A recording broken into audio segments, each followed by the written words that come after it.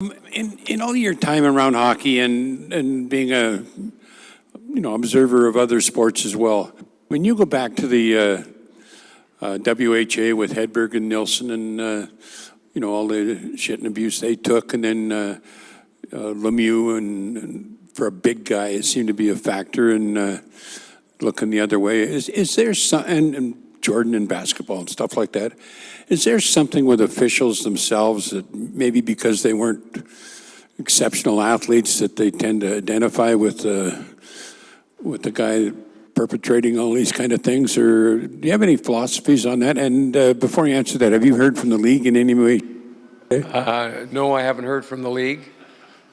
Not that I care, but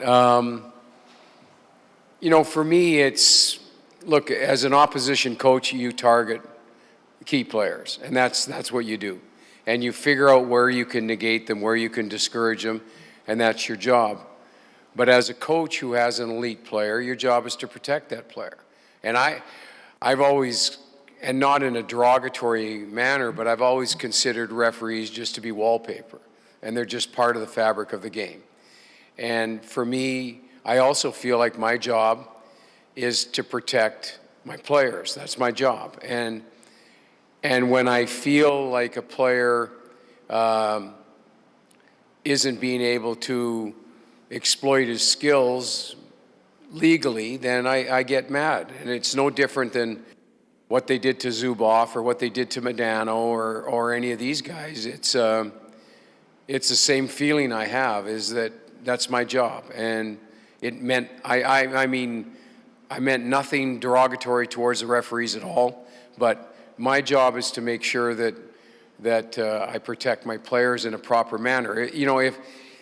If they're just lying on the ice or they're whining and crying and not much is happening, I don't have any sympathy for a player on my own team that acts and behaves like that.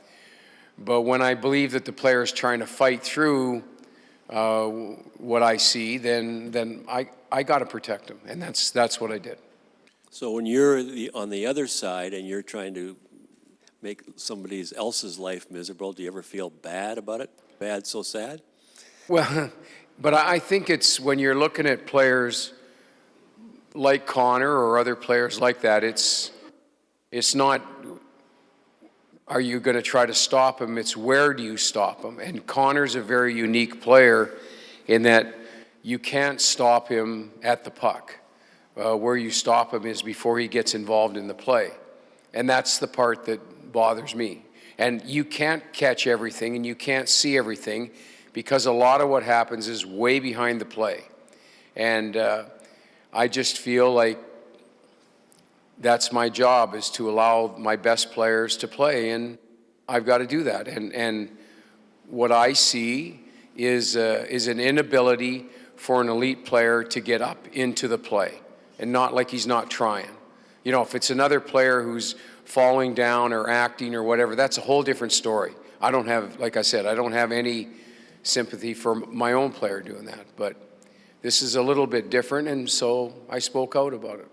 Do you view it, Hitch, as a problem that other skilled players in the league face that you see, or is this unique, in your view, to Connor and the way he plays the game and the way Connor specifically is being defended?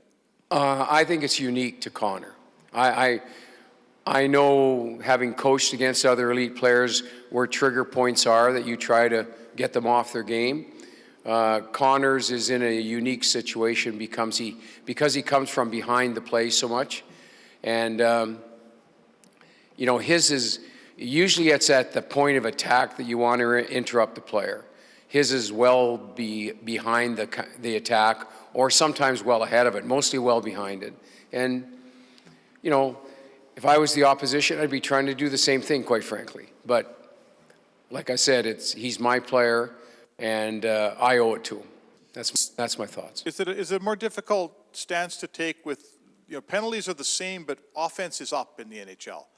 I don't really care about penalties, or if you need the power play to win games, shame on you. If you need that to win games, like this is a 5-on-5 league, and it gets to be more and more 5-on-5 as the season progresses.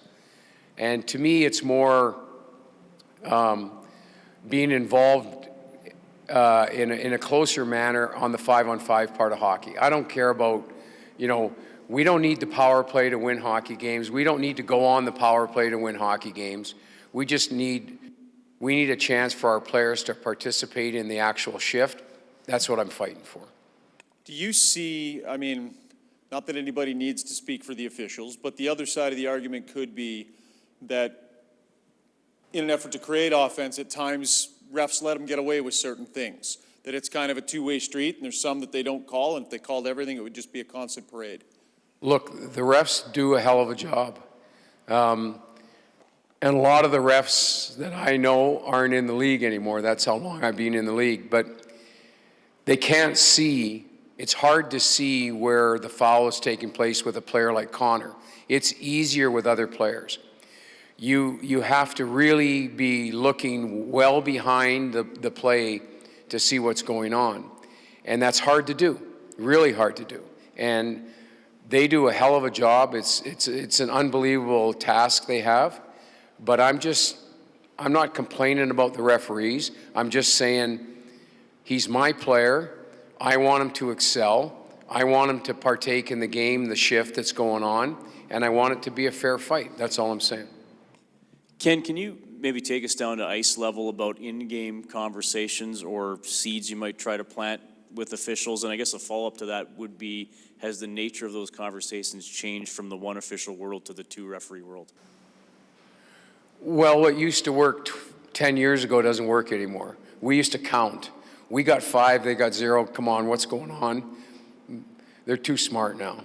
And yeah, I don't think you can have any influence on on an official at all. But I think you're still, shame on you if you're not trying.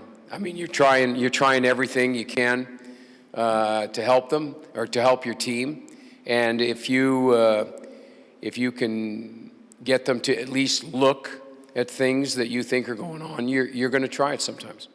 So you had Modano, who skated about as fast as Connor did. So did he have to put up with the same stuff, or was it different stuff? It was different because Modano was a player that played on top of the game. Modano played ahead of the game, whereas Connor plays from behind a lot. And it was different. You know, they have similar speeds, but Modano was a guy that broke ahead of the play, and Connor likes to come from underneath and short pass it. So it's different. And like I said, sometimes Connor's 25 or 30 feet behind the play, whereas Modano would be 25 or 30 feet ahead of the play. But so Modano, he got tracked hard at contact. In other words, where the puck was. And Connor gets tracked well behind. The puck's not really in his possession. And he's one of the best players in the league at fighting through stuff. But he gets tracked hard way behind the play when he's not really up to it yet. He's coming from behind. And that's the big difference for me. Can you speak to Connor's character, I guess, in all this? You don't see him whine. If you watch him a lot, you can tell when he's frustrated a bit, but he seems to have a lot of character in this situation. Well, I think he's learned to fight through it. I think he's learned that this is what happens when you're a good player, and this is the treatment you get when you're a good player and you're a targeted player on the opposition. And I think he's like a lot of the other great young players in the league right now. They put up with it. But, Terry, they've put up with it their whole lives, so they're used to it. This isn't something new for him. He's been dealing with this probably since he's been 10 or 11 years of age. So he's used to it. But in saying that, it comes on my responsibility to fight for him when I think it's a little bit over the top. And so I watched it here. I've been here a month. I watched it. I never said a word, but I've talked to Peter and people about it really since game 3 or 4. I couldn't believe then some of the things that went on, and so yesterday I spoke up. But he's more than used to it, and you're never going to hear him complain. He's going to fight through it. That's the part you love about him. is he doesn't stop playing when you put a stick on him or when you wrap him up. He tries to fight through it. And where he's really good is he fights through it at the puck. And that's what you like in him, is that it's going to take more than second and third effort to get him to stop. Ken, And switching the topic just a bit, you mentioned that, coming up on a month here, it's your birthday. Has the thought crossed your head that you might have another birthday here next year in the same situation? Not really. For me, it's, I love it here. Excuse me. I told people today, I'm a little bit shocked of how important the Oilers are and the hockey is to Edmonton. I'm at times a little bit overwhelmed by that. I didn't realize that from afar. I'd lost that edge, but and I said to people, like for instance today, I walked into the office today and they're analyzing the World Junior team. They're analyzing the Junior A Showcase, which I didn't know anything about. They're analyzing the major junior team here, the Oil Kings. I mean, just the talk in hockey is so intense. I'm really beginning to appreciate that, how important it is to the city. And I feel like I'm the luckiest guy in the world. I feel like at the end of my career, I get to coach a team that I loved. I snuck into the rink at Rexall. I snuck in. I don't think I paid for 2 tickets in 12 years.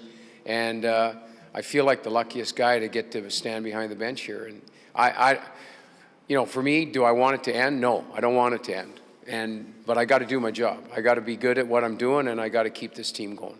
Couple of change the topic. Jesse played very well last night. At what point is he going to get rewarded for all the work he does with maybe a goal or a couple of goals? And what did you see last night maybe that was different? And the other question is, how was your team due to lose a game last night after all the games where you'd won? And Well, first of all, to me, Jesse and Adam Larson fall in the same boat. And that is that not only coaches, but coaches really appreciate what those guys bring to winning. And I said this to Peter today. For me, with Adam, first of all, with Adam, when you have a player that absorbs that many quality minutes, all heavy minutes, he's a lot like young Jay Bowmeister. And that, in other words, he's playing 23, 24, 25 minutes, none on the power play, and he's absorbing all these minutes so other guys can get free to play.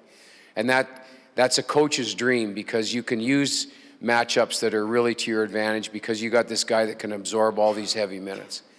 And Puljujarvi's the same for me. He's a tremendous forechecker. He's now playing through people. The next step is scoring on the chances he gets. But he's on the ice at +6, +7 on goals for and against, or chances for and against, every night now. So he's creating chances with his work and his reach. And I said this before, he's got an unbelievable stick, which he hides and then exploits on people right away, and that's what causes all these turnovers. And now he's starting to feel confidence on wide speed, which you saw last night. So he's starting to take the puck and he's starting to take bodies to the net. That's the next step to scoring. And as far as the games go, you know what? I don't want to say we've been lucky, but everything's gone our way until last night. Everything, close games, scoring late, big special teams goal, winning all these one-goal games. We played last night the best first period we've played on the road almost since I've been here. That was an unbelievable period. It was perfect. We did everything we needed to do, and really until there was 12 minutes left in the second period, we were playing the perfect road game. And then we got frustrated. And I said this last night to people, it's the first time that our team got discouraged not being able to get to the inside. And that's real kudos to the coaching staff in Vancouver and to the job they did against us, because they kept us to the outside, and they were the first team that did that, and we couldn't get inside positioning, and we got a little bit frustrated by it. But, it was a 3-2 hockey game. It was a hell of a hockey game, but it was the first time I saw from our team where we were a little bit discouraged because some of the things we'd been doing weren't working, and we got away from it a little bit. But we had a good meeting today, and I think we're back on task. Ken, you admitted to not knowing too much about Caleb when he first got here. What do you know about him now? I really like him. Now, I know it's a really small sampling here, and I got to be careful here, but I see something really special. And what I see is composure under fire. And that is an easy thing to talk about, but a hard thing to have. He does not panic when the puck's up for grabs. He doesn't panic in high traffic with the puck. And I think that's something growth-wise that's really special that not many players have. And to me, if he's going to grow from that, then we've got ourselves a hell of a hockey player. Ken, you've been here for a month now. You had time to put your imprint on the team. What is the change you made you're the most proud of?